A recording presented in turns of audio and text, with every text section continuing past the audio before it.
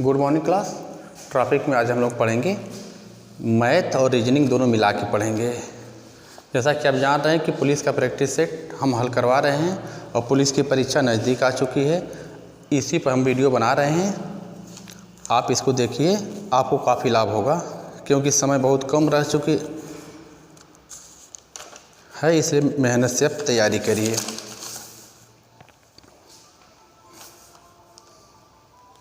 हाँ चलिए देखिए, पहला क्वेश्चन है।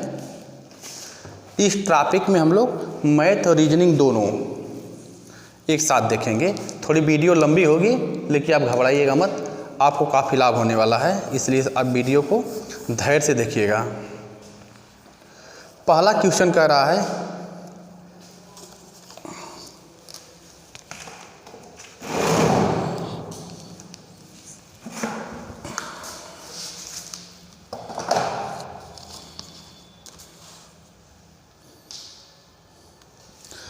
देखिए 48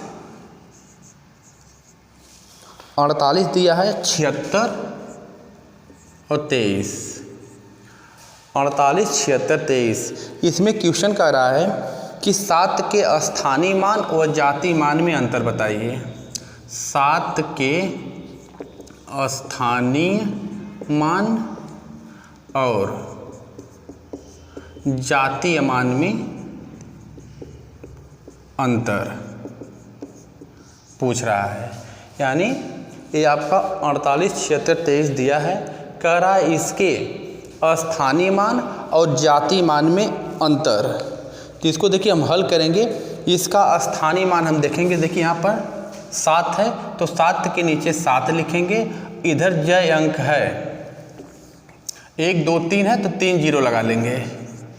ये हो गया 7000, यह इसका स्थानीय मान है। और पूछा है कि जातीय मान तो इसका 7 ही है, में अंतर पूछा तो हम घटा देंगे। अब देखिए यहाँ 0 है तो इधर से हासिल लेगा तो इधर आएगा तो यहाँ 10 हो जाएगा। 10 में से 7 जा 3, यहाँ बचेगा 9, यहाँ बचेगा 9, यहाँ बचेगा 6, यानी 6993 इसका आंसर होगा। तो हमको लग रहा है कि अगर ऐसा क्वेश्चन दे और बोले कि 7 के स्थानीय मान और जातीय मान में अंतर क्या होता है तो आप इसको कर लेंगे। 7 का स्थानीय मान का मतलब जहाँ 7 है वहाँ 7 लिखिए। उसके बाद जय अंक हैं, तय अंक आप जैसे 3 अंक है तो 3 जीरो बढ़ा लीजिए, यह इसका स्थानीय मान हो गया। जातीय मान इसका 7 ही होगा, तो इसमें से 7 घटा देंगे, जो आएगा वही आंसर होगा। तो हमको लग रहा है कि आपको समझ में आ गया होगा। अगला क्वेश्चन देखिए, ये पहला क्वेश्चन था। दूसरा क्वेश्चन कह रहा है, इसकी साफ दिखाई दे रही है।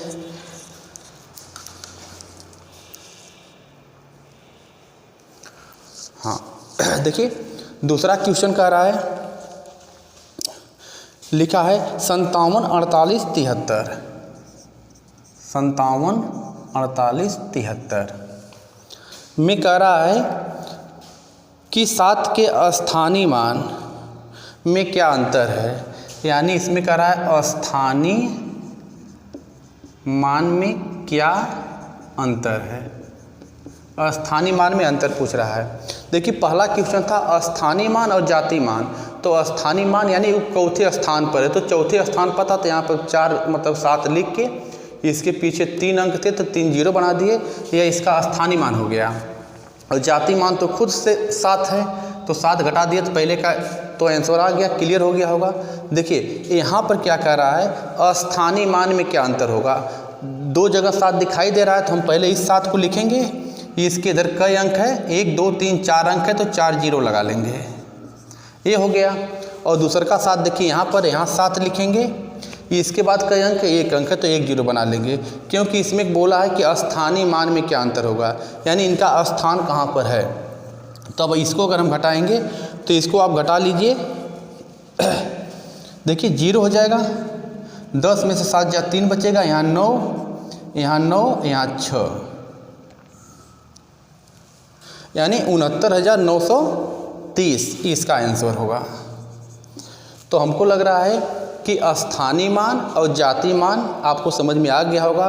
और सिर्फ खाली स्थानीय मान पूछे तो देख लीजिए किस स्थान पर है। अगर यहाँ पर है तो पीछे कई अंक है तो 0 लगा लीजिए, अगर यहाँ पर है तो इसके पीछे कई अंक है 0 लगा लीजिए। तो यह स्थानीय मान का अंतर हो जाएगा। और स्थानीय मान अगर जाति बोलेगा तो 7 घटा देंगे। तो यह दोनों क्वेश्चन हमको लग रहा है आपको क्लियर हो गया होगा। अगला क्वेश्चन देखिए, कह रहा है, हम इधर बता दे रहे हैं, एक पहिए का व्यास 1.26 मीटर है। तीसरा क्वेश्चन है, एक पहिए का व्यास 1.26 मीटर है। एक पहिए का व्यास 1.26 मीटर है। 500 चक्कर में यह कितना दूरी तय करेगी? 500 चक्कर में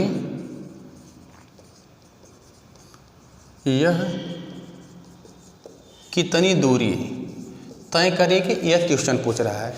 अब देखिए, जहाँ चक्कर वाली बात आती है तो आपको हम बता दें, जैसे ये वृत्त है, तो अगर मान लीजिए इस वृत्त को हम केंद्र मान ले रहे हैं, अगर इसको एक बार हम घुमा देंगे तो हमको लग रहा है इससे आपको कायदे समझ में आएगा। मान लीजिए जैसे यह आपको वृत्त के आकार का दिखाई दे रहा है, यह है, अगर इसको हम इस तरह करके एक चक्कर घुमा दे रहे हैं तो वह क्या होती है? परिध होती है। यानी इस वृत्त को यहाँ लगा के अगर एक चक्कर हम घुमा दें, एक चक्कर का मतलब पूरा यहाँ से लेके यहाँ तक, तो यह परिध होती है। और परिध बराबर सूत्र होता है 2πr। अब देखिए यहाँ 2 है, पाई का मान 22/7 होता है। अच्छा, r का मतलब त्रिज्या होती है। तो देखिए इसमें क्या बोला है? व्यास बोल दिया। व्यास का मतलब ना यहाँ से लेकर यहाँ तक यह व्यास है। अगर व्यास का हम आधा कर देंगे तो त्रिज्या होती है, यानी यह आधा त्रिज्या हो जाएगी। तो हमारे कहने का मतलब, अगर 1.26 जो 1.26 मीटर इसका व्यास है, इसमें अगर हम 2 से भाग दे देंगे तो यह त्रिज्या हो जाएगी। तो इसका एक चक्कर घूमने में तो इतना लग रहा है। तो कह रहा है कि अगर ये 500 चक्कर दूरी तय करेगी तो कितना लगेगा? अब कुछ नहीं, इसी में हम 500 से गुणा कर देंगे। 500 से गुणा कर देंगे। अगर इसमें हम 500 से गुणा कर दे रहे हैं तो हमको लग रहा है आपको समझ में आ रहा होगा। इसमें जब हम 2 पाई का मान 22/7, त्रिज्या हमको व्यास दिया था 1.26, तो उसमें हम 2 से भाग दे दिए तो त्रिज्या हो गई है। और कह रहा है कि 500 चक्कर, यह जो है यह मिला के तो एक चक्कर है, और वह बोल रहा है कि 500 चक्कर में कितनी दूरी तय करेगी। तो यहाँ पर हम 500 से गुणा कर देंगे। जब हम इसमें 500 से गुणा करेंगे तो ये टोटल आपका आ जाएगा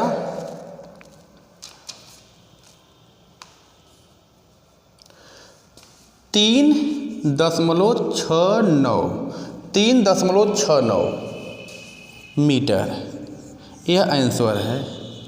अब इसका कैलकुलेशन को कैलकुलेशन में जिसको समस्या होगी वह आराम से घर पर कॉपी पेन लेके आप इसको काटिएगा। इसको आप काटेंगे तो 3.96 मीटर, यानी वो 500 चक्कर में 3.96 मीटर दूरी तय करेगा।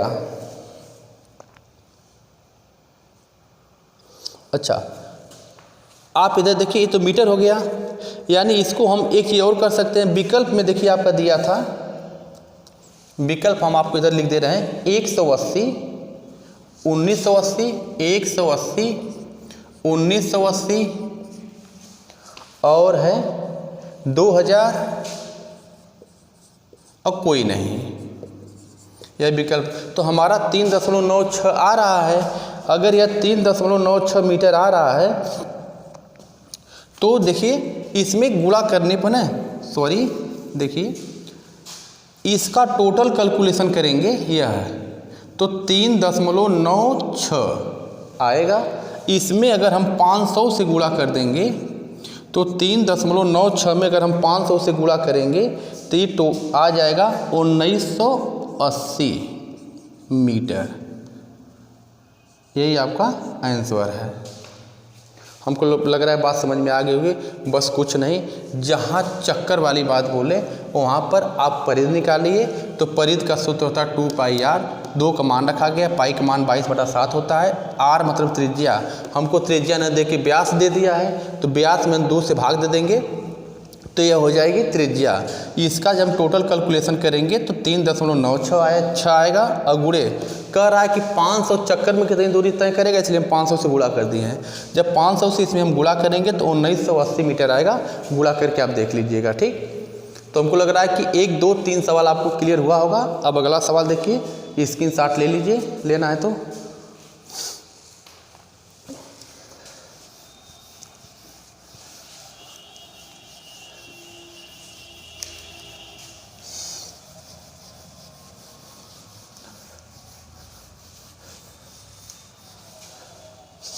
अगला क्वेश्चन है आपका, कह रहा है 3 मीटर भुजा के वर्गाकार फर्श पर। क्वेश्चन है 3 मीटर भुजा के वर्गाकार फर्श पर, 3 मीटर भुजा के वर्गाकार फर्श पर 20 सेंटीमीटर गुणे 30 सेंटीमीटर, 20 सेंटीमीटर गुणे 30 सेंटीमीटर, 20 सेंटीमीटर गुणे 30 सेंटीमीटर। साइज के कितने पत्थर लगेंगे? साइज के कितने पत्थर लगेंगे? यानी हमसे क्या पूछ रहा है? पत्थरों की संख्या पूछ रहा है। और 3 मीटर भुजा वर्गाकार फर्श है। वर्गाकार फर्श का मतलब जिसकी सभी भुजाएं बराबर हैं। देखिए, इसकी सभी भुजाएं बराबर हैं तो वर्गाकार फर्श है। इस पर जो फर्श पर पत्थर लगवाना है उसका आकार दे रहा है 20 सेंटीमीटर गुणे 30 सेंटीमीटर। तो इसके लिए हमको क्या करना पड़ेगा? देखिए, जो पत्थर इस सेंटीमीटर में है और जो इसकी भुजा है मीटर में है, तो हम इस मीटर को क्या करेंगे? सेंटीमीटर में बदल लेंगे। तो 1 मीटर बराबर 100 सेंटीमीटर होता है, तो 3 मीटर बराबर हो जाएगा 300 सेंटीमीटर। यानी इसकी भुजा 300 सेंटीमीटर है, यह है, तो यह भी 300 हो जाएगी, यह भी 300 हो जाएगी, यह भी 300 हो जाएगी। तो पत्थरों की संख्या पूछा है, पत्थरों की संख्या, यानी पत्थरों की संख्या पूछा है, तो हम क्या निकालेंगे? वर्ग का क्षेत्रफल, वर्ग का क्षेत्रफल बटा जो एक पत्थर है उसका क्षेत्रफल। तो पत्थर तो आयताकार है, तो इसका होता है लंबाई गुणे चौड़ाई। यानी इसको हम लिख सकते हैं, इसको हम लिख देंगे पत्थर का क्षेत्रफल। अब देखिए, जब पत्थरों की संख्या में हम वर्ग का क्षेत्रफल निकालेंगे तो क्या होगा? भुजा का वर्ग यानी 300 गुणे 300। भुजा का वर्ग का मतलब, जिसे अगर मान लीजिए भुजा का वर्ग हम कर दे रहे हैं क्षेत्रफल बराबर, तो भुजा अगर 300 है तो 300 का वर्ग करेंगे तो इसका मतलब यही होगा 300 गुणे 300। तो इसके जगह देखिए हम लिख दिए 300 गुणे 300 बटा जो एक पत्थर है इसका क्षेत्रफल। तो इस पत्थर का क्षेत्रफल क्या हो जाएगा? 20 गुणे 30। तो 20 गुणे 30। अब देखिए 300 गुणे 300 हो गया और इधर हो गया 20 गुणे 20। अब इसको जब हम हल करेंगे तो इसको काट लीजिए, 0 से 0 काट दीजिए, यह 0 से यह 0 काट दीजिए, 3 से 3 काट दीजिए और काट दीजिए 2 1 कम 2, 2 5 10, 0।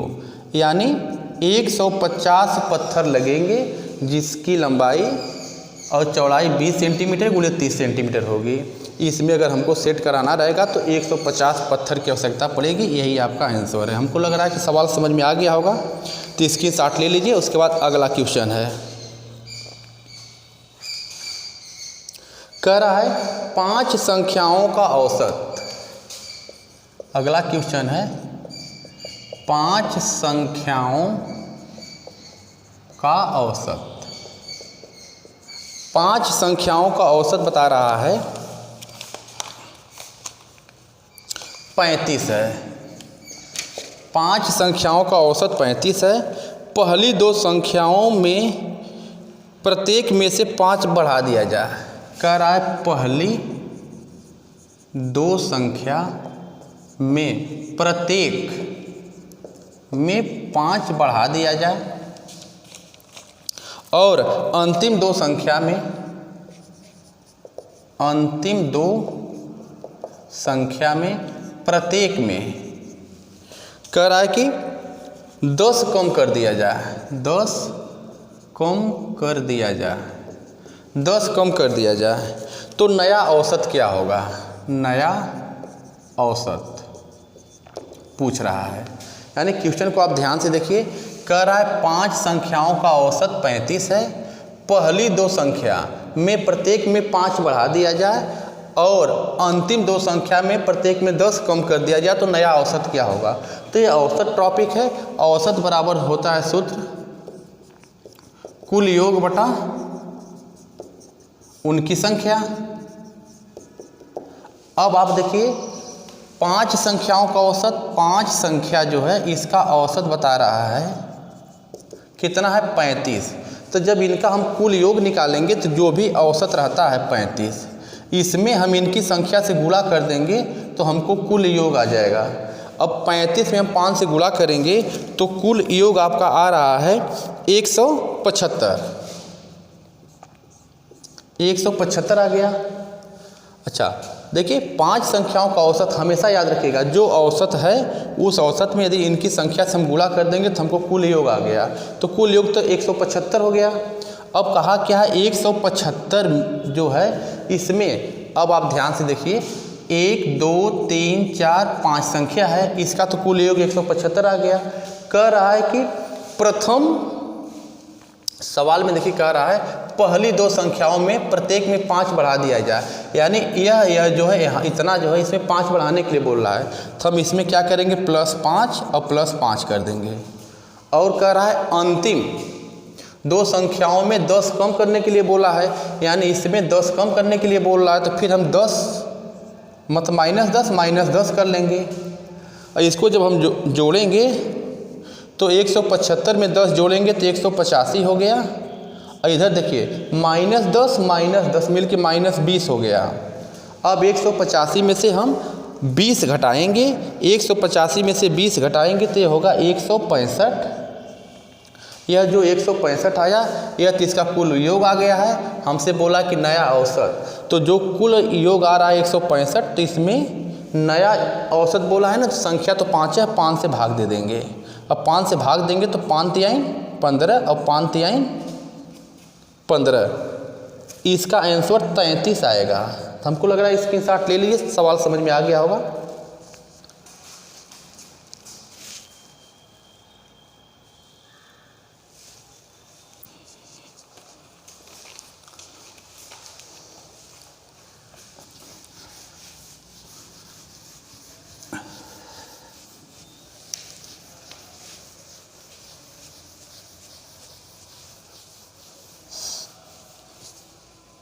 हाँ देखिए अगला क्वेश्चन बहुत मस्त क्वेश्चन है, परीक्षा में पूछा गया है। थोड़ा इसको ध्यान से देखिए क्या है। कह रहा है क्वेश्चन है 116, क्वेश्चन में कह रहा है 116 को 4 भागों में 116 को 4 भागों में इस प्रकार विभाजित किया गया, इस प्रकार विभाजित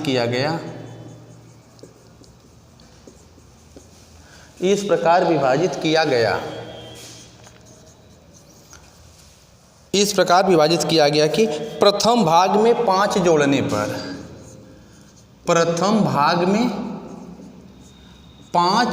पर, द्वितीय भाग में 4 घटाने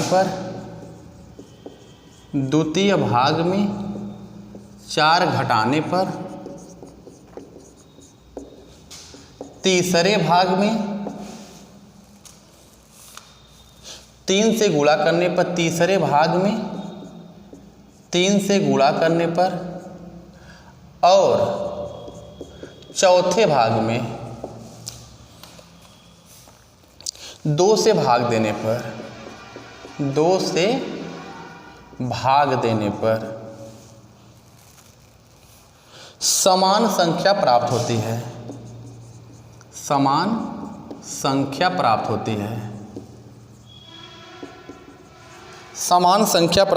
है। तो कह रहा है दूसरी संख्या बताइए। तो दूसरी संख्या पूछा है। क्वेश्चन स्पष्ट हो रहा होगा।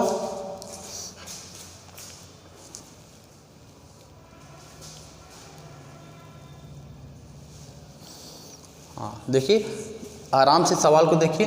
116 को 4 भागों में इस प्रकार विभाजित किया जाए कि प्रथम भाग में 5 जोड़ने पर, द्वितीय भाग में 4 घटाने पर, तीसरे भाग में 3 से गुणा करने पर और चौथे भाग में 2 से भाग देने पर समान संख्या प्राप्त होती है। तो दूसरी संख्या पूछ रहा है।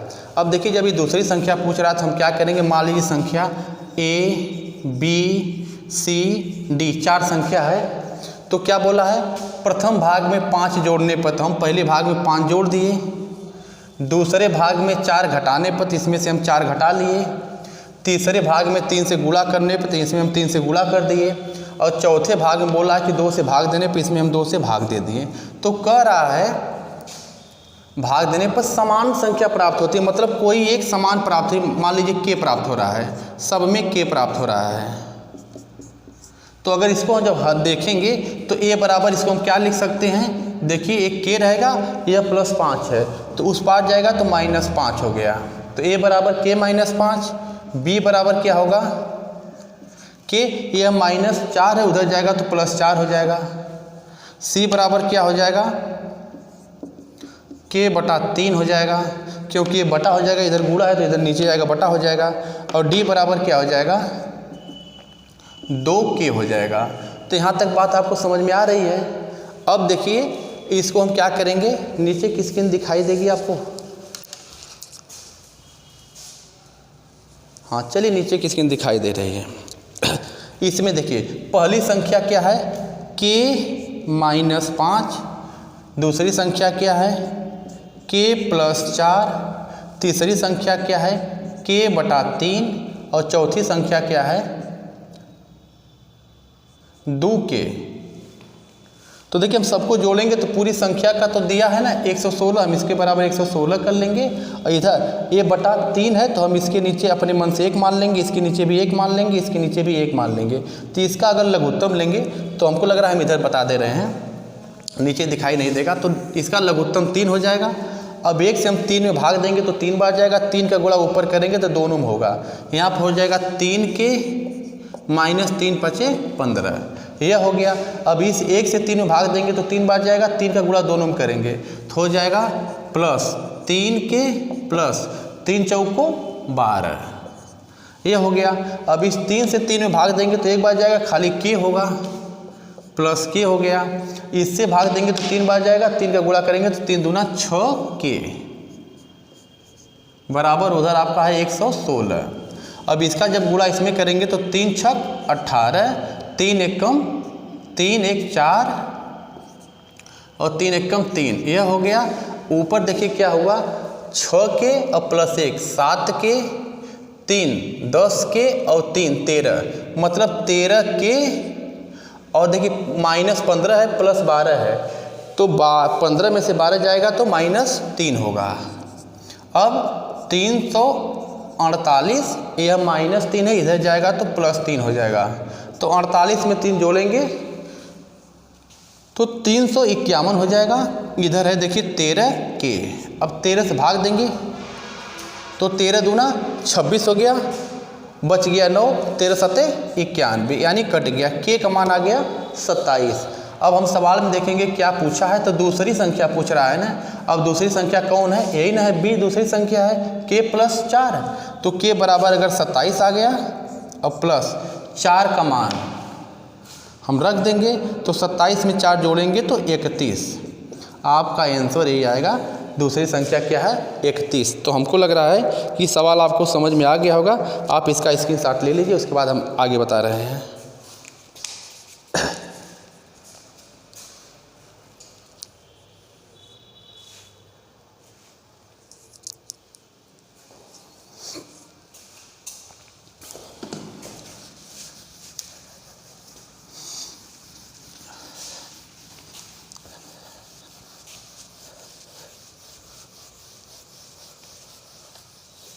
हाँ, देखिए अगला क्वेश्चन है। अगला क्वेश्चन कह रहा है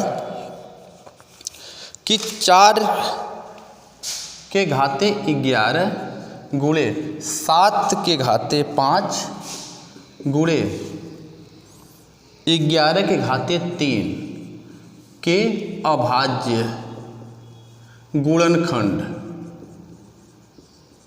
अभाज्य गुणनखंड पूछ रहा है। क्वेश्चन को ध्यान से देखिए।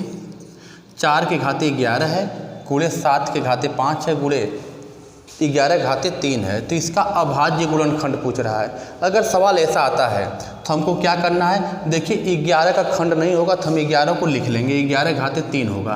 गुणे 7 का भी खंड नहीं होगा तो 7 के घाते 5 लिख लेंगे। गुणे 4 का खंड हो जाएगा तो क्या हो जाएगा, 2 गुणे 2। तो इस 2 पर भी 11 रहेगा, इस 2 पर भी 11 रहेगा। तो इसका हम खंड कर लिए। अब जो घात है सबको जोड़ लेंगे, यही इसका हो जाएगा अभाज्य गुणनखंड। तो देखिए 11 11 22, 22 5 27 और 27 3 30, यानी हम सबको जोड़ेंगे 11 + 11 + 5 + 3, सबको जोड़ने पर 30। इसका आंसर आएगा। अभाज्य गुणनखंड कितने होंगे, 30। ऐसे सवाल में ध्यान देना है, जिसका खंड हो उसका खंड कर दीजिए और जिसका खंड न हो उसको उसी तरह छोड़ दीजिए। जो भी घात है सबको हम जोड़ लेंगे। जब सबको जोड़ लेंगे वही क्या हो जाएगा, अभाज्य गुणनखंड होगा। तो आंसर हमको लग रहा है समझ में आ गया होगा। इसका आंसर है 30। स्क्रीनशॉट लेना और ले लीजिए इसका, फिर आगे हम बता रहे हैं। हाँ देखिए, अगला क्वेश्चन कह रहा है कि 7 के घाते 95 माइनस 3 के घाते 58। 7 के घाते 95 माइनस 3 के घाते 58 में इकाई का अंक क्या होगा। तो अगर ऐसा सवाल दे तो देखिए, इसको हम कहते हैं मूल संख्या, इसको कहते हैं घात। अगर मूल संख्या में 0 1 5 6 दिखाई दे रहा है तो बिना कुछ किए हम उत्तर वही बोलेंगे। अगर यहाँ 0 रहता तो हम 0 बोल देते, 1 रहता तो 1 बोल देते, 5 रहता तो 5 बोल देते और 6 रहता तो 6 बोल देते। लेकिन 0 1 5 6 के अलावा अगर इस पर कोई भी है यहाँ, तो जो घात रहती है उसमें हम 4 से भाग देते हैं। तो देखिए 95 है, इसमें हम 4 से भाग देंगे। तो 4 दूना 8, बच गया 1, हो गया 15, 4 3 12, बच गया 3। यहाँ 3 शेष बच गया। जब यह 3 शेष बच गया तो जो इसका मूल अंक है इस पर हम विस्तार करेंगे, यानी 7 के घाते 3 हुआ। यह माइनस लगा लीजिए। यहाँ पर भी देखिए 0 1 5 6 नहीं है तो हम इसमें भी क्या करेंगे, जो घात है उसमें 4 से भाग देंगे। तो 4 1 कम 4, बच गया 1, है आ गया 18 हो गया। 4 चौका 16, 2 शेष बच गया ना। यह 2 किसके घात के ऊपर जाएगा, ये जाएगा 3 के घात के ऊपर। तो अगर 7 में 7 का हम गुणा करेंगे 3 बार तो हो जाएगा 343। हम इधर लिख दे रहे हैं 7 के घाते 3 और इधर आया है 3 के घाते 2। तो हमसे इकाई का अंक पूछा है, तो जो शेष बच रहा है वह क्या होता है, जो मूल संख्या होती है उसी घात पर चलता है। तो यहाँ मूल संख्या 7 है, यह 3 इसी घात पर जाएगा। तो देखिए 7 के घाते 3 हो गया। माइनस है तो माइनस कर दिए, इसमें भाग देने पर 2 शेष आया तो 2 किसके घात पर जाएगा, 3 के घात पर। तो 3 के घात पर 2 हो गया। अब 7 गुणे 7 गुणे 7 अगर हम करेंगे तो ये हमारा आ जाएगा 343। अब माइनस है 3 3 के 9, 343 में से अगर हम 9 घटा दे रहे हैं तो आ जाएगा 334। और 334 में हमसे पूछा इकाई का अंक बताइए। तो देखिए इकाई का अंक यह 4 है, यही आपका आंसर है। तो हमको लग रहा है कि सवाल समझ में आ गया होगा। स्क्रीनशॉट ले लीजिए, उसके बाद हम आगे बता रहे हैं।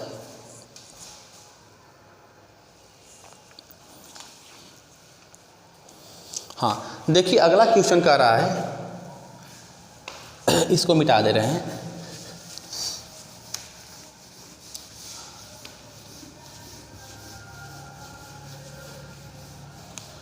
अगला क्वेश्चन है, यदि 72 किलोमीटर प्रति घंटा, यदि 72 किलोमीटर प्रति घंटे की चाल से जाती हुई एक रेलगाड़ी, 72 किलोमीटर प्रति घंटे की चाल से जाती हुई एक रेलगाड़ी किसी खंभे को 2 सेकंड में, किसी खंभे को 2 सेकंड में तथा प्लेटफार्म को बोल रहा है 7 सेकंड में पार करती है, 7 सेकंड में पार करती है, 7 सेकंड में पार करती है। तो प्लेटफार्म की लंबाई पूछ रहा है, प्लेटफार्म की लंबाई पूछ रहा है, लंबाई क्या होगी। अगर ऐसा सवाल जब भी आए समझ में, तो देखिए अगर खम्भा को पार करे ट्रेन तो दूरी की जगह ट्रेन की लंबाई लिखते हैं, यानी चाल बराबर क्या होता है, आपको मालूम है कि दूरी बटा समय होता है। तो जब ट्रेन खम्भा हो, व्यक्ति हो या कोई सिग्नल हो उसको पार कर रही है, तो व्यक्ति खम्भा या सिग्नल को पार करने के लिए जब आ रहा है सामने सवाल, तो दूरी की जगह हम सिर्फ ट्रेन की लंबाई लिखेंगे। और समय दिया है, चाल दिया, देखिए चाल दिया है 72 किलोमीटर प्रति घंटा, तो हम चाल की जगह 72 कर लेंगे। दूरी ट्रेन की लंबाई हमको नहीं पता था, हम इसको x मान लेंगे। समय दे दिया 2 सेकेंड, तो हम यहाँ 2 रख लेंगे। अब सवाल यह है कि ट्रेन की लंबाई मीटर में होगी और यह जो समय है सेकेंड में है, इधर 4 किलोमीटर प्रति घंटा में है। यदि 4 किलोमीटर प्रति घंटा में रहती है तो वहाँ पर हम क्या मीटर प्रति सेकेंड बदलने के लिए 5/18 से गुणा कर लेते हैं, यह बात आपको याद रखना है। यानी 4 किलोमीटर प्रति घंटा में है, उसे मीटर प्रति सेकेंड में बदलना है, तो उसमें हम 5/18 से गुणा कर देंगे। अब 18 से भाग देंगे, 18 चौक 72, ये हो गया 5 चौक का 20, यह हो गया 20, इधर हो गया x, यह हो गया 2, इसका गुणा जब करेंगे तो हो जाएगा 40, x बराबर 40। यानी हमको पता चल गया कि ट्रेन की लंबाई क्या है 40। अब कह रहा है यही ट्रेन जो है किसी प्लेटफार्म को, मान लीजिए प्लेटफार्म रहे या पुल रहे और इधर से कोई ट्रेन पास कर रही है, तो जहाँ ट्रेन प्लेटफार्म, पुल या किसी ओवरब्रिज को पार करती है तो दूरी की जगह दोनों की लंबाई लिखा जाता है। फिर हम सूत्र लगाएंगे, चाल बराबर दूरी बटा समय। अब देखिए ध्यान रहिए, अगर खम्भा, आदमी या सिग्नल है तो दूरी की जगह सिर्फ ट्रेन की लंबाई लिखी जाती है, लेकिन अगर यही कोई प्लेटफार्म है, ओवरब्रिज है या पुल है तो दूरी की जगह दोनों की लंबाई लिखेंगे। तो अभी हम ट्रेन की लंबाई निकाले हैं, कितनी आई है 40, तो इसको हम 40 रख देंगे। अब इसमें देखिए प्लेटफार्म को पार कर रही है, तो हमसे पूछा था सवाल में प्लेटफार्म की लंबाई क्या है, प्लेटफार्म की लंबाई हमसे पूछा था। तो अगर यहाँ पर हम दोनों की लंबाई लिखने के लिए जाएंगे, जोड़ेंगे, तो ट्रेन की लंबाई तो हमको पता है 40 प्लस प्लेटफार्म की लंबाई पूछ रहा है, इसको हम x मान लेंगे। क्वेश्चन में कह रहा है कि 7 सेकेंड में पार करते हैं, यहाँ हम 7 कर लिए, और इधर चाल दिया है 72 किलोमीटर प्रति घंटा, तो यहाँ 72 कर लिए। अब क्या होगा, इस किलोमीटर को फिर मीटर प्रति सेकेंड में बदलेंगे, तो 5/18 से गुणा कर देंगे, 18 चौक 72, 5 चौक का 20 हो गया, बराबर इधर 40 है प्लस इधर x है बटा 7 है। 7 का जब गुणा करेंगे तो 7 दूना 14, 140 हो गया, यह प्लस 40 इधर आएगा तो माइनस 40 हो जाएगा, बराबर x, घटा देंगे 140 में से 40, तो ये हो गया 100। यह आपका आंसर हो गया, यानी प्लेटफार्म की जो लंबाई है 100 मीटर है। स्क्रीनशॉट लेना तो ले लीजिए, उसके बाद हम आगे सवाल बता रहे हैं।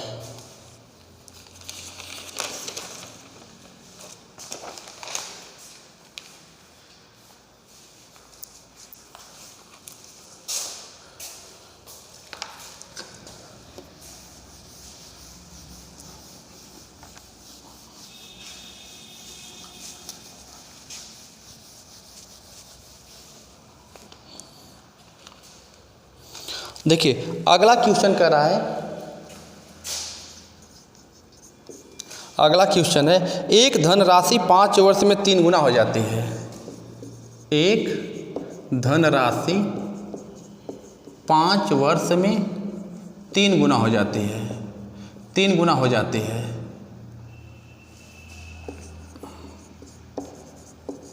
एक धनराशि 5 वर्ष में 3 गुना हो जाती है, तो वह कितने वर्ष में 5 गुना होगी, वह कितने वर्ष में 5 गुना होगी।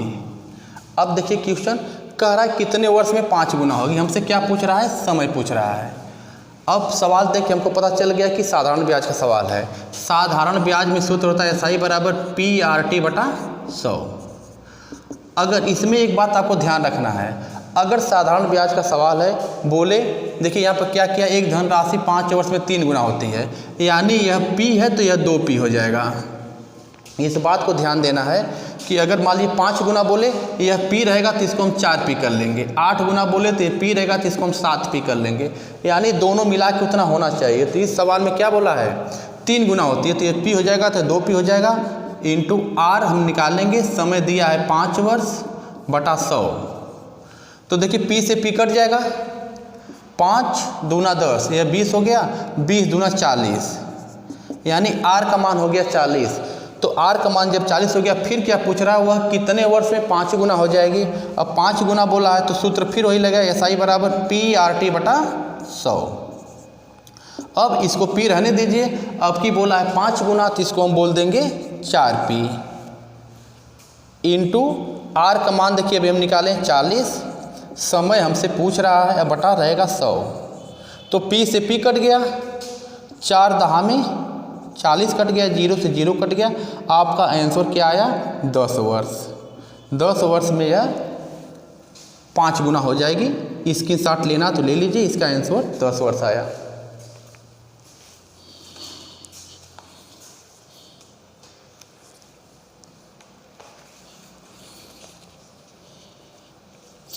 अगला क्वेश्चन है, अगला क्वेश्चन कर रहा है 4 पुरुष या 6 लड़के, 4 पुरुष या 6 लड़के किसी काम को 20 दिन में करते हैं, 20 दिन में करते हैं। 4 पुरुष या 6 लड़के किसी काम को 20 दिन में करते हैं तो 6 पुरुष और 11 लड़के उसे कितना दिन में करेंगे, कितना दिन में करेंगे।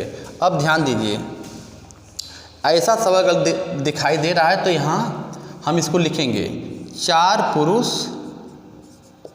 या 6 लड़के किसी काम को 20 दिन में कर रहे हैं बराबर इधर 6 पुरुष और 11 लड़के उसे कितना दिन में करेंगे, हमसे यही पूछा है।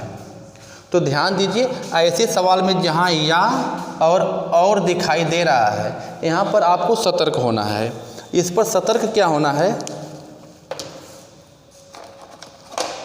आपको यहाँ पर सतर्क होना है। देखिए क्या कर रहा है, यहाँ पर कह रहा है 4 पुरुष लगाइए या 6 लड़के लगाइए, काम 20 दिन में हो रहा है। यहाँ पर कह रहा है 6 पुरुष और 11 लड़के दोनों को लगाना है। तो हम यहाँ पर क्या करेंगे, 6 लड़कों को ले लिए, 6 लड़के किसी काम को 20 दिन में कर रहे हैं। यहाँ पर 6 पुरुष और 11 लड़के उसे कितना दिन में करेंगे यही पूछा है। तो देखिए यहाँ तो हम लड़के ले लिए सिर्फ, यहाँ पुरुष और लड़का दोनों हैं तो पुरुष और लड़का को हम इकट्ठा जोड़ नहीं पाएंगे, इसलिए ऐसे सवाल में हमको चेंज करना पड़ता है। हम चेंज कैसे करेंगे, हम इसके माध्यम से चेंज कर रहे हैं। देखिए 4 पुरुष बराबर क्या है 6 लड़के हैं, इसलिए 1 पुरुष बराबर क्या हो जाएगा 6 बटा 4 लड़के, इसलिए 6 पुरुष बराबर तो 6 बटा 4 गुणे 6, 2 तिहाई 6, 2 दूना 4, 2 तिहाई 6, 3 त्रिके 9, यानी हमको पता चल गया 6 पुरुष बराबर कितने लड़के 9 लड़के। अब प्लस 11 लड़के हैं तो 11 9 जोड़ेंगे कितना हो जाएगा 20, तो यानी 6 पुरुष और 11 लड़कों को जोड़ रहे हैं तो 20 हो गया, गुणे दिन हमसे पूछा था, इधर हमारा फाइनल है 6 गुणे 20, 20 से 20 कैंसिल हो जाएगा, दिन में क्या हो जाएगा 6 दिन में करेंगे, यही आपका आंसर है। तो हमको लग रहा है कि आपको सवाल समझ में आ गया होगा। आगे मिलेंगे दूसरे वीडियो के साथ, तब तक के लिए धन्यवाद।